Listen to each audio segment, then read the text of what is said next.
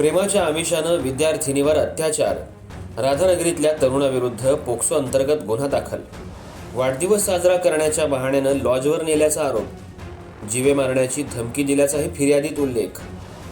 प्रेमाच्या आमिषानं ITI मध्ये शिक्षण घेणाऱ्या विद्यार्थिनीवर अत्याचार केल्याचा धक्कादायक प्रकार उघडकीला आलाय. या प्रकरणी राधानगरी पोलिसांनी 21 वर्षीय साहिल संतोष सायेकर याच्या विरुद्ध भारतीय न्याय संहितेतील बलात्कारासह पोक्सो कायद्यान्वये गुन्हा दाखल केला आहे. पोलिसांनी दिलेल्या माहितीनुसार पीडित विद्यार्थिनी ITI महाविद्यालयात शिक्षण घेत असताना आरोपी तिचा वारंवार पाठलाग करत होता. माझं तुझ्यावर प्रेम आहे, तू माझी गर्लफ्रेंड हो, असा तगादा तो लावत असल्याचा आरोप फिर्यादीत करण्यात आलाय.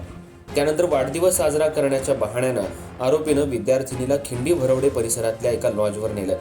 तिथं तिच्या इच्छेविरुद्ध जबरदस्तीनं शारीरिक संबंध ठेवल्याचा आरोप फिर्यादीत करण्यात आलाय.